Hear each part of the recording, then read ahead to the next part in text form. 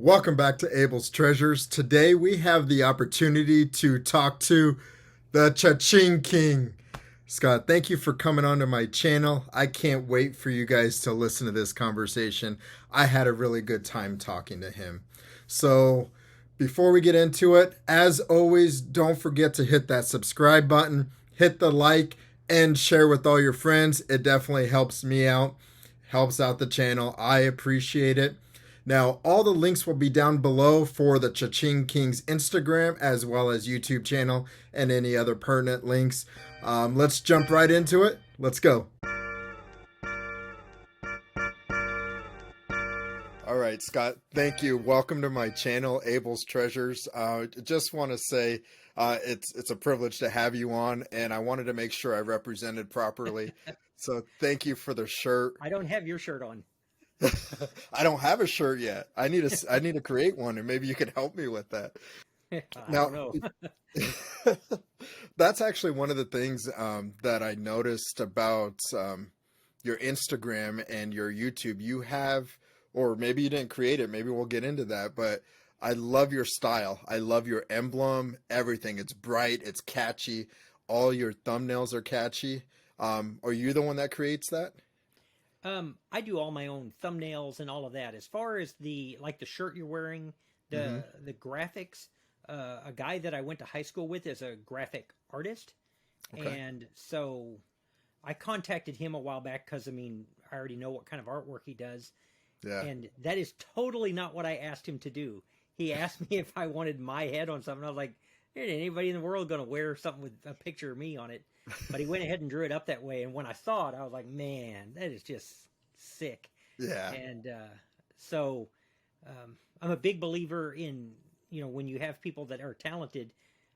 I did not get a brother-in-law rate. I paid going rate for it. And, you know, Mm-hmm. because everybody expects an artist to do it free.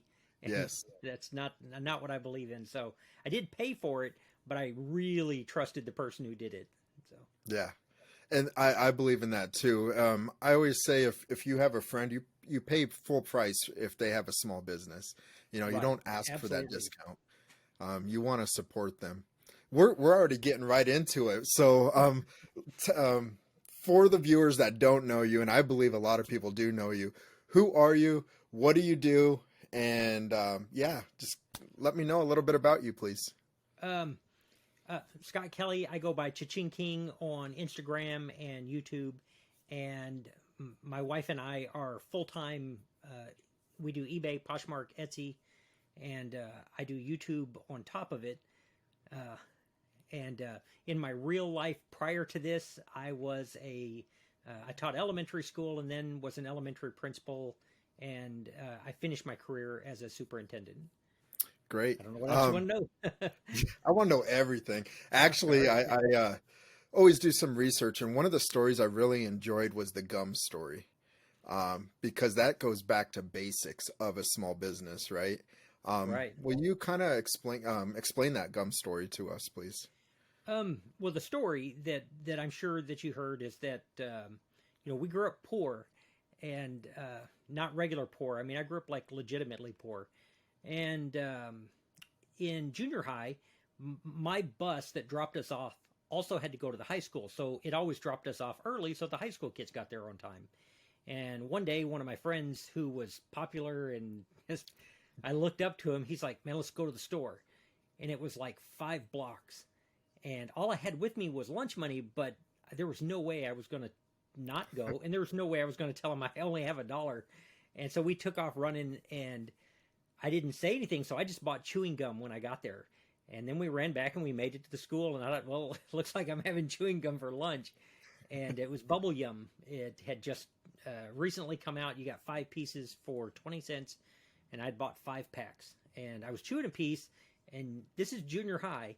And as soon as the other kids realized that I had gum on me, I sold all of the gum before lunch, had money for lunch, and had money to go to the store the next day. And Wow. I have truly not been broke since. Wow. Like That's a that was it. sell-through Like rate. as soon as I figured out all the other kids, they could run, but if it was raining or something like that, they were like, "We're not going to the store." And I hate being poor. Like I can go to the store. And that's what resonated with me. The part that I was watching was like any other kid could have done this, but you're Anybody. the one that chose to run and get it done.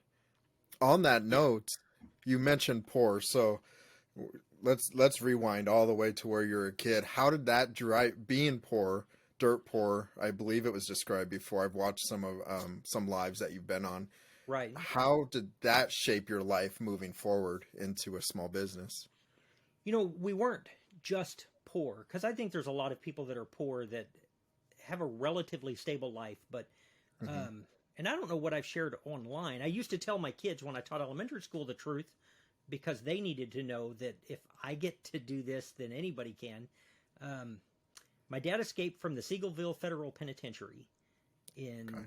the early '60s, and he my mom was a minor when he met her, and her dad let her leave with my dad for 2 months rent, and then so we grew up on the road and on the run. Okay. So it wasn't just poor, it was unstable. And so Yeah. for me, it was, everything from the chewing gum gave me control. Like Mm. it allowed me to have some measure of control over what happened because I could replicate that wherever we landed. And that wasn't, we ended up homeless again after that, but I already had figured out that I can go get this stuff and resell it. And of course, uh, I ended up in Texas in '84 when Hmm. we lost our house and ended up homeless again. I ended up homeless in Texas. At that point, I moved out and decided I was going to go to school. And I worked during the day and went to school at night and got my teaching degree, then the master's and the superintendent certification, and just worked like just Yeah. so I So don't have any secrets. It's just no, that's I want to say that's a great story, but that's a inspiring story.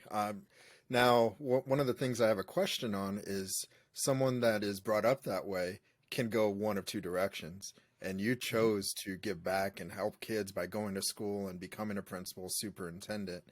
What do you think drove you that direction versus going another direction? um, I mean, my dad, for all of his faults, he was my dad was an alcoholic, and it was pretty tough. Hmm. Um, but he always wanted the best for us. I mean, he said, "Don't do as I do, do as I say." Right. And so I've always, his dad was an alcoholic, and my dad was an alcoholic. I mean, they always say alcoholism runs in families, and in mine, it doesn't just run; it catches you. So I have literally never had a beer in my whole life, Okay. and so I would attribute part of it to that is that I didn't I didn't it's easy now. Like nobody Yeah. cares.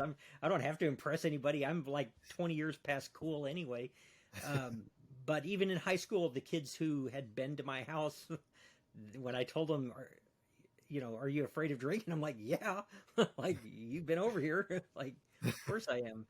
And so, it was harder at 16 than it is at 56. Like I don't think Hmm. about it anymore. I don't, it was a matter of, I just, every single day you go to work and you take care of business. I also have a wife that has never pressured me to do the things that regular people do, without consequence. And so I was allowed to be nerdy and square and work without partying, and she stuck around. That's awesome. And let's talk a little bit about that as well. Her name is Melody, if I remember correctly, It is. and you wrote a book for your Yeah. 25th anniversary. Yeah. I think that's one of the ways I was introduced to you is I heard that story, Yeah. and that was amazing to me. Can you tell us a little bit about that story about that book? I mean, there's yes, I did. I wrote a book for our 25th anniversary, and it's like 25 things that if you want to be married forever, these are the 25 lessons I've learned, and they are all absolutely useless outside of my own marriage. Most likely, if you follow them to a T, you'll probably get divorced. But what I did is for the 25 days leading up to our 25th anniversary, I would post something on Facebook back in the day. because a lot of it was the kids that I had taught and the teachers that worked for me and stuff like that. And I would post these stories, which every little story culminated in some lesson for me, really more than anybody else. And then at the end of it, I got it self-published, and Hmm. I think I think I've bought a bunch of copies to give away, and I think my mom bought a copy. But outside of that, I don't.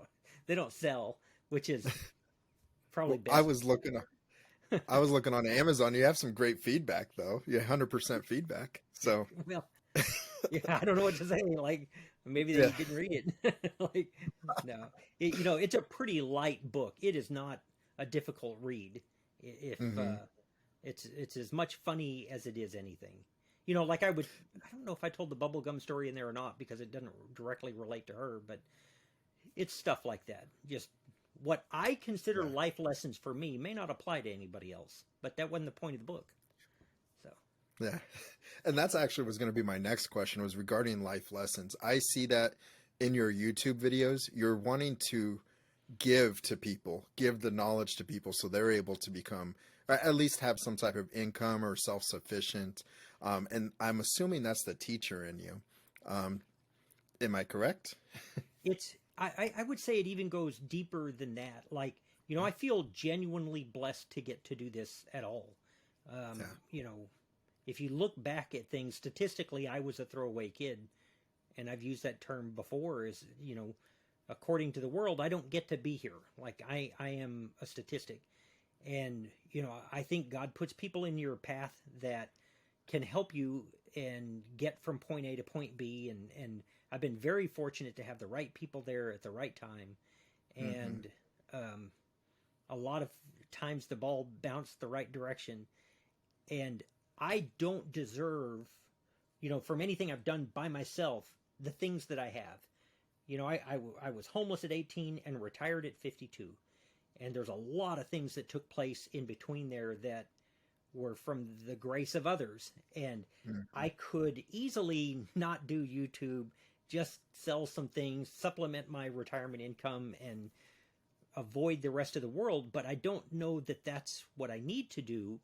I enjoy finding somebody who's really working and helping them get from point A to point B because it's what people did for me. That's amazing. Now, I also want to ask, I want to stay on the topic of your wife because you two run this eBay business together, correct? Yeah, I yeah. always, I'm She's always downstairs working interested. now. Okay, so I'm taking you away from that. Please apologize to her for me. um, can you talk to a little bit of that dynamic of working together? And that's a common question that I ask a lot of couples that are working together in that business. How does that work, and how do you guys give yourself space when it's needed? And we've never really struggled with that. We're at a point in our lives where we're also responsible for our parents. My dad passed away, gosh, almost 20 years ago now, but um, we help with her parents, and my mom lives in an apartment I have here on my property. Okay. And so, like, Melody will go to her parents several days a week to make sure that they can get to their doctor's appointments, just make it easy for them. Yeah. There's some of those good people along the way that help me make it. Um, we like different things, and we like to list different things leading up to my retirement because we knew when I would qualify and what our plan was. Melody Hmm. did the vast majority of eBay. She did all of it.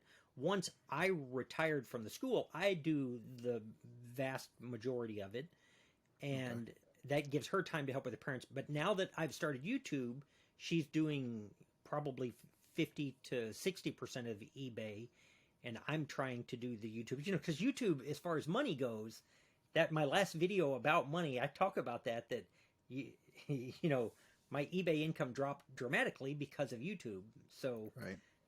because it takes a lot of time.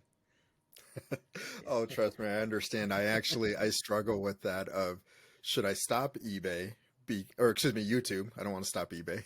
Right. Because of the editing and how long it takes because I'm losing out on time or the opportunity to build up my business that way. But Right. I've made the decision that I enjoy this connection. with you Yeah. and others. That's important to me. So I'm okay with maybe a drop so I can focus on you and other people like you. Yeah. Well, that's exactly what it is for me. I enjoy learning myself, and this was so far outside of my comfort zone. I am perfectly comfortable if somebody called me today and said the the reunion arena in Austin is empty and we need somebody to come speak to 20,000 people. Like, I don't have a problem with that at all. Like, I could go right down there in front of, but in front of a camera, like, man, that's like getting punched by a fist. Like, it's been a sharp learning curve for me, but I enjoy that, and I've enjoyed the process. I love the idea that I might be able to reach through this equipment and help somebody out Hmm. there that I would have never met. And you might Yeah. find that one person that really, what you're saying really resonates with them, and you can genuinely help somebody that you're the one that was supposed to help them. And so we're in a position where I can afford to and we still make good money on eBay. I don't mean to make it sound like I've lost Yeah. everything or something, but in fact, today I think we're over 1,300. We're approaching 1,400 for the day. Wow. So I still have good days. It's Yeah. just before I was killing it, and but You were in that flow. I You were was probably in killing that it. eBay flow of getting Yeah, it done.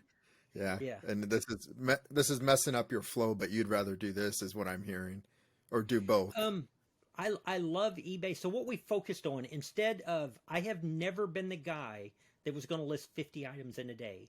Never. Hmm. The most I have ever listed in one day was 23.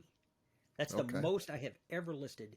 So I always focused on raising my return on investment and my average sale price. So my goal was always to increase my average sale price without increasing my cost of goods.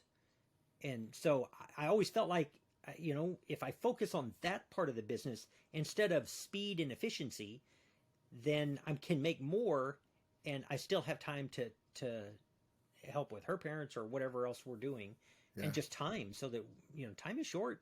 It's the resource you there's nothing you can do to make more of it. So Yeah. I our business has done well because of that, though, but it's a different business model. Like That's I interesting. What is one of the first steps that you took to increase your ROI, your return on investment? um everybody talks about a death pile, and like Hmm. it's this massive thing. You shouldn't bring home anything that you're not going to list that day, and I have never done that. I buy a ton and I keep a ton. And here's what that did for my business model. Um, Once I had a ton of $25 stuff, I no longer bought any more $25 stuff. Then I'm buying all the $35 stuff I can get. And eventually I'm buying $50 stuff. My average sale price last year was $72. And Okay. there's a lot of $30 and $40 stuff in there, but there was more expensive stuff too. And that allowed me to give away all of the $25 stuff. And all Hmm. of that inventory goes to somebody else. And so the first thing that I did is I created a backstock, and I used that to allow me to be extremely selective when I was sourcing. And then sourcing, I you know I was never going to be an athlete. I can probably make a better Dungeons and Dragons game than somebody else. I was a better dungeon master, and I am better at studying what's selling and what to look for and how to find it than because I'm good at that. Yeah. And you are very good at that. I was talking to a friend that I was letting him know that I was going to have a conversation with you. And she was like, "Oh, I love his stuff. I love watching his videos because he finds the coolest stuff." So let's transition to that. I always talk about networking. Networking is important, making connections with people. That's something I see that you excel at. That's my opinion. I believe you excel at that because if I remember correctly, like estate sales, you have connections that way. How did you build on those connections? Or how did you make those connections? I just talk to people. Like I, I just talk to people. I tell people what I do. They all know that I'm not going to take advantage of them. that if I discover something is way more valuable, I'm going to step up and make it right with them. And so I get opportunities that other people don't get. Um, I hear a lot of people say you can't tell people what they do; they'll kick you out of the store. I just don't have that. I have one estate sale company that she knows I know what I'm doing, and if I ever pick up anything that's not priced, the price shoots up because she knows I know. And and then at the next estate sale, she's smart too. The next time I go in there, everything costs more. You know, I started buying all of her FFA jackets, and now she puts $50 and $100 on all of them. So that, you know, so. How do you feel about that? About them increasing their prices when they see Oh, that's you? okay. She Hmm. can't know everything, and she will not outstudy me. Hmm. So if she's making more money, cause, you know, the thing to remember when you go to an estate sale is their responsibility is not to me. Their Right. responsibility is to that family that they're raising money for. And she needs to raise as much for them as she can and still have people like me coming back. But her Hmm. responsibility is to them. And it doesn't help her if she had a $1,000 jacket to sell it to me for 15 because she always has. If she figures out it's worth more than that, either from my behavior or um, her own research, then that's what she's supposed to do. But she had a they had an estate sale this last weekend, and I cleaned house because she doesn't like she didn't Yeah. know. Yeah. She did have an FFA jacket that she marked up and sold before I got there, you know. But she didn't know what these were. Oh, that's So still on my list to find in the wild. I I got was this close. two pair, and if I mean you're not going to be able to tell on here, but I mean they've barely been worn at all. So I will make Yeah. bank. And she had an emergency medical coveralls with the chain stitch all over the back that she had for $15, and and oh, and she doesn't know what Rock Revival jeans are. Oh, really? I paid $5 for Rock Revival, so it's her job to make as much as she can for the family. Doesn't hurt my feelings. It's Hmm. besides, it's always a moving target. By the time somebody else starts charging too much, that item doesn't sell anymore, and Right. you know, her Yeah. it doesn't bother me at all. And I hope the people that are listening to this that lands with them because I agree. I agree with that thought process. You know, they have a job to do. Their job isn't to help us. Their job is to make as much income as they can for them as well as the family that they're selling Right, for. So right. I agree 100% with that.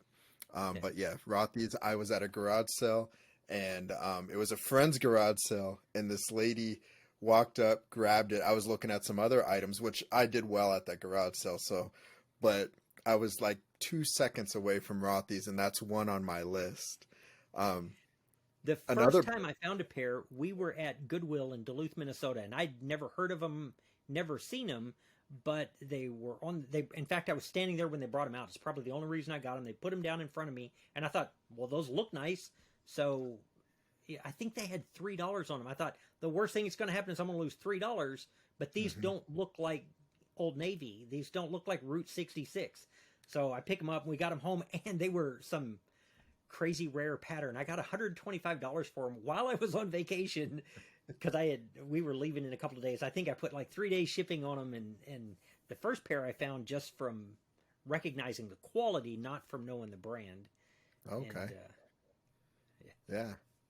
The other one on my list is I don't know how to pronounce it. Cool, Kuhl, yeah. and that was on If my I had list. known that, I would have sent you some. Well, I got two from your box, and that's why I wanted to say that. Oh, that's right. Yeah, you sent me two shirts, so thank you. When I saw that, I'm like, this is one on my list because I'm assuming I saw it on YouTube or Instagram somewhere. I'm like, okay, that's one Right. I need to look out for. And bam, I have it in a mystery box, which that video will go out hopefully next week. I'm almost done with it, but I wanted to have this conversation first. Yeah, yeah. That makes sense. Yeah, and so You already went thank you. through it though. Oh, I went through it and yeah, this was on the bottom. I wanted to wear it throughout the whole Oh, video. that's right. That's right. Yeah, yeah. But so I wanted to wear it throughout the whole video, and I'm like, dang it. So I didn't. Like halfway through the video, I'm wearing this shirt then. Um, but I had fun. Trust me, I had fun looking at it. I sent my uncle a message of that ZZ Tops one Los Hombres or something. That's a And he's decent like, shirt. yeah, and he's like, what size is that? And I was like, it doesn't have a tag size. And he's like, bring it over. Because, you blessed me with the box and I wanted to bless other people. And because that's his thing. It Yeah. didn't fit him. So he didn't take it, but I was willing to give it to him because that was his thing. I don't But think that, I mean, we don't want to ruin your video, but that's not, there's another shirt in there I think might be more valuable than that one. yes. And I Yeah. think you helped me with that one because you kind Yeah. of gave me the hint before It's receiving not the worth box. what other people have it listed for, but it's a good shirt. But honestly, I don't even remember what all I stuck in there. So You might have it'll to be watch the interesting video. for me to see the video because I don't remember. You know what be interesting for me too, including watching some of your other videos of not undervaluing. So I'm trying to price these items, and now I know you're going to be watching the video, right? So I'm like, okay, am I undervaluing this? Am I doing this? And I'm doing the things that we should, checking comps and Yeah. history, things like that. But am I undervaluing? So I'm going to love your feedback, and I welcome your feedback. If you say, hey, you sold it too low, or hey, you have this too high, and I'm open to that. So feel free to send me that message.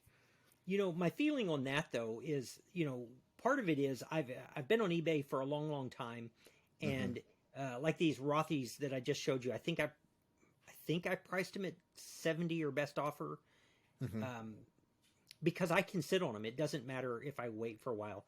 If Yeah. you sold them for 34.99 today, and Hmm. that's what you needed to do, then good for you. Like, I mean, Right. so I don't get. It's not the kind of thing that hurts my feelings. Yeah.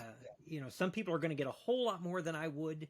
A lot of these T-shirts, when Ryan Roots gets them, he gets a lot more for them because he's got contacts. He's got people that he knows where to go with them and what to do with them. He is so much more educated than I am in that Hmm. realm that it wouldn't hurt my feelings at all if I sold him something for 50 and he got 500 for it, because it doesn't mean Right. I would have got 500.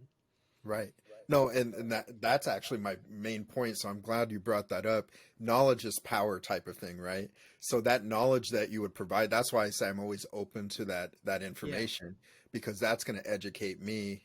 Maybe 2 years down the road, I might find that exact same shirts and I'm gonna snatch it up like that and understand what that value is. Right. So Right. that's Exactly. why I'm open to you providing me more information after that video is out. So Yeah. Yeah. Well, I I'm no expert. I am still learning every single time we go out. yeah. Isn't it great though? Isn't that the fun part of it? Is you, learning. I love history, and part of my undergraduate school was was history, and I just love it, like the history behind the pieces. And I'll see people, they'll post, don't get caught up too much in research, just get it listed and get it gone. Well, sometimes I just want to know, and Yeah. so it's worth more to me than whatever I'm going to get for the item. So I enjoy that part of it a lot. I really enjoy studying. That just sounds so nerdy, but it's just the truth. No, I understand that. Last year, I was blessed enough to purchase some vintage toys, and it was John Travolta. I don't remember the show now. It was in the '70s, but my uncle knew what it was right away, and I didn't Saturday listen Night to him. Fever. I almost say again. Saturday Night Fever. It wasn't that one. It wasn't that Um, one. no, I'm Walter gonna have to go back Mercado to my. from the TV show. Yes, that's the one. Yeah. That's that's the Walter one right Mercado there. was a lot better than Saturday Night Fever, and don't let anybody tell you different.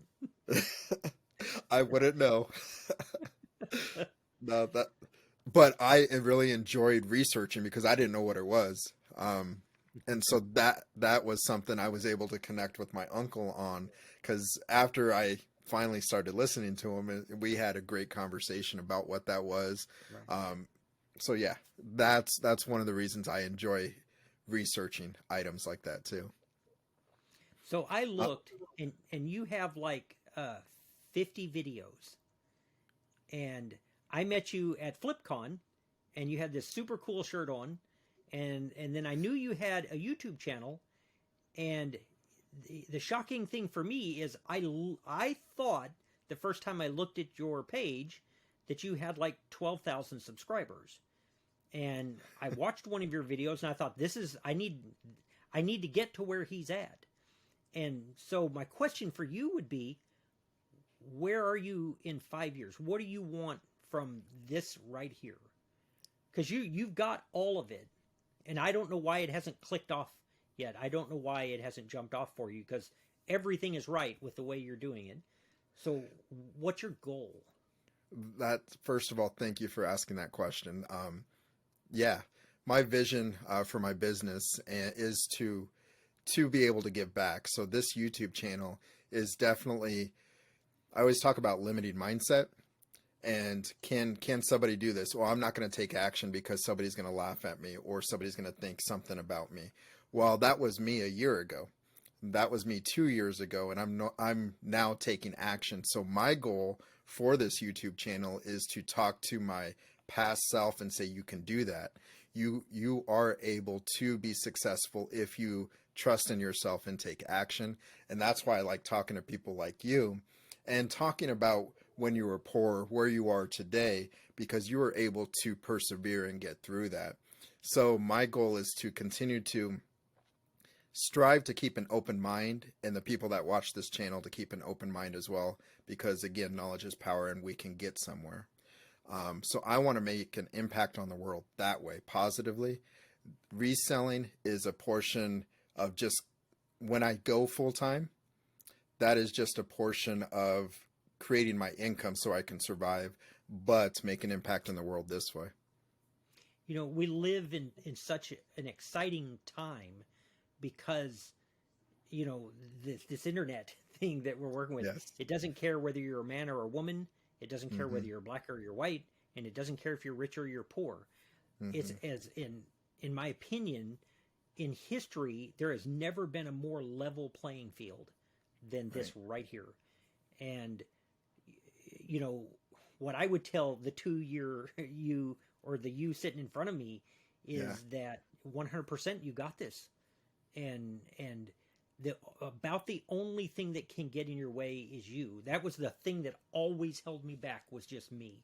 It took me from the time that Melody wanted me to do YouTube, from the time that started until the time I made that first video, literally it's like 2 years. It was like 2 years, because I thought, I don't have anything to add. I don't. There's plenty of people making reselling videos, and they're younger, prettier, smarter, more energetic. They list 100 items a day, and I'm like, nah, I can't do that. I don't want to do that. And but in this day and age, we can dive in, and there might be somebody that needs to hear it from me. Yes. You know, that they also don't match up well with somebody that can do, you know, Rachel, you know, and I love Rachel. Right. Rachel stayed up for 24 hours listing stuff and listed 170 items. And if I stayed up for 24 hours straight, which I could do, I might eat 174 meals, but I'm not going to list 174 items or 170 items. It's not going to happen. I might get 30 or 40. But there's probably somebody else sitting out there thinking, I can't do that. I couldn't stay focused long enough to do that. Right. And so yeah, I couldn't either. Yeah. And shout out to Rachel, because that's definitely, I would probably be selling something that would be worth $200, and I'd probably put $2 on accident because I'm so tired, and be like, wow, look at everything I sold. You know, I've tried to be upfront. Rachel is one of those people in my life. You know, it's funny because she's the age of the kids I taught. And the kids I taught I taught elementary school. But without Rachel, I probably don't stick with YouTube. You know, I had people like Ryan Roots way back when I first started kicking this around. It may have been 3 years ago, 4 years ago. Was very encouraging. And I talked to Josh before he had 1,000 subscribers, Harry Tornado, always encouraging. Everybody in the community has been encouraging. Right. And, but I was the one in the way. Isn't that amazing? You know? And so if we can reach out and, you know, I picture somebody stuck and they're not making enough and they don't know how to break free from just belonging to other people. and this is at least one avenue that, like, back to the kid running to the store to go buy chewing gum, you can pick up a measure of control if you're willing to do the work. Yeah, I 100% agree. And I'm hearing from you that even at, I'm not sure how to say this, so I'm just going to say it, even at your ripe age, You're not going to your hurt my feelings. I didn't think so, but No. your older age, I mean, we still need people around us. You have Rachel, Ryan, Josh supporting you. So I always think people who are younger will be like, well, I'm too young. I'm not able to do that. Somebody's not going to um, listen to me. And I kind of mentioned that on Joey's conversation last week. Somebody who is older or younger, it doesn't matter. We need all each other in the community to support each other. And that's one of the things I enjoy about this community. Yeah. If you get hung up on age, that's a good example, and that Right. you think somebody doesn't have anything to offer to you because they're very young, you're going to miss things. It's in my opinion, it's no different than if I'm not going to listen to somebody because they're 30 years older than me. It'd be no different than I'm not going to listen to anything Rachel's doing because she's a girl, or I'm not going to listen to somebody else because they're black or they're Hispanic. Right. The reality of it is that you're going to bring things to the table that I don't necessarily have. And so are all these other people. It's my job to figure out what can I do with the information that they're giving me, and Yes. and do something with that allows me to help somebody else. hmm Yeah, that's amazing. I believe we're on the same wavelength on a lot of stuff, and I'm enjoying this conversation. One of the things you said was help somebody else.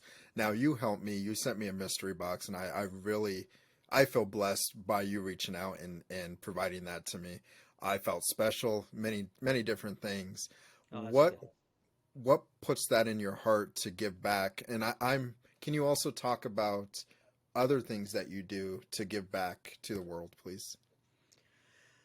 You know, I one of the things that I've learned from doing eBay and going to all these estate sales and garage sales and all of this stuff around us amounts to absolutely nothing. That that I just bought a pair of Rothy's because the lady isn't alive anymore to wear them. hmm And that super fancy pocket knife I have downstairs that Melody got me eventually is going to wind up in somebody else's pocket. So I don't think that I want to spend however much time we have Yeah. just trying to bring all these things to me and hoard these things to me. And don't get me wrong, I like making money, and I really like not being homeless, but I like having nice things. I like having a nice car. hmm I'm a firm believer in that, uh, because my own experience has reinforced it. I have never fallen behind by helping somebody else get ahead, ever. Like, I've never fallen behind because even if they race past me, it doesn't make me further behind. It just, I can Yeah. look and see what they did to pass me. And so, we give a lot of time to other people, a lot of them close to us. Um, but outside of that too, we give away a ton of inventory. Like I said, that's part of the business plan. I hmm can buy in bulk and cherry pick it and give everything else away. I'm not worried about write-offs, not worried about any of that. The money part of it, as far as I'm concerned, will always take care of itself, and help as many people as I can. And that will be more important to me than whether or not I had the newest car or the newest phone or any of those other hmm things. Yeah. Great answer. Thank you. And that actually, where I was thinking was FlipCon. When you were sitting on the floor and I came to talk to you, it was really, we kind of knew of each other, but to the first real Yeah. introduction, I felt like I knew you for a long time. I just really enjoyed that connection with you. Um, yeah, just the way you give and things like that, I really appreciate it. Can you tell I'm a little at a loss for words, but I really do appreciate what you do for the Well, community, and I know you do so much more. you know, I and I'm not sure what to say because I still am not sure that I do as much as I should. Um, but I also think we get to make a choice about who we are. And Yeah. there's a lot of things that I can't pick. You met me at Comic Con, and there's people that are in a lot better position. There's people that are taller. There's a lot of things that I don't get a choice on, and Mm-hmm. but there are things I get to choose, and I get to choose what kind of man I am every single day that I wake up. And if it was imperfect yesterday, then I can try and improve on that today. And part of that, for me, that I've chosen is that I want to help as many people as I possibly can. And that doesn't mean I'm still going to take care of my family. I'm still going to. Um, I'm just not interested in being the guy that died with the most toys, Yeah. you know. And I'll still Mm-hmm. I have plenty. Like I'm not hurting for anything. Like You're right. you know. Yeah. It's amazing. Now, as you know, and I believe you've watched some of my videos. My channel is called Abel's Treasures. So one of my final questions is, what is your greatest treasure? Oh, it's the the relationships, the people, the the people in my life. Mm-hmm. Absolutely. All of this other stuff is just stuff. Some of it's Mm-hmm. cool stuff, but it's just stuff. And it's the relationships and the people in my life are the treasure. Everything else is stuff. You know, Scott, I agree with you. Everything is just stuff. Really, it's the connections with people. So thank you for coming onto my channel.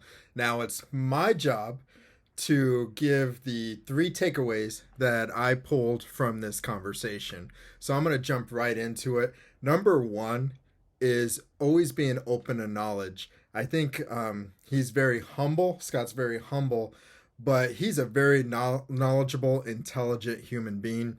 And I believe that's one of the reasons why he's successful in his business. He takes the time to research and understand the things, and humble because he continues to say he doesn't know everything, and he may not, but he is striving to continue to learn every day. And so that's my number one takeaway is knowledge. Always be open for additional knowledge from everybody. Now, number two, focus on what you can control. He talked about the gum story, about that's what he was able to control, and that gave him power. And I believe that gave him a great foundation of what he continued to do and what that he told his kids um, in school as well as in life. So, again, number two is focus on what you can control. Now, number three, and I need to remember this one, is get out of your own way. I really enjoyed that Scott asked me what I wanted and what my goals were, really letting me know I need to get out of my own way. And that is a lot of our problems. You know, just take action. If you have a dream, go after that dream. Don't just think about the dream, take action on that dream. And that's what I'm doing with this YouTube channel and this reselling business. Now, finally, the greatest treasure is connections with people. Take care of each other. Until next time.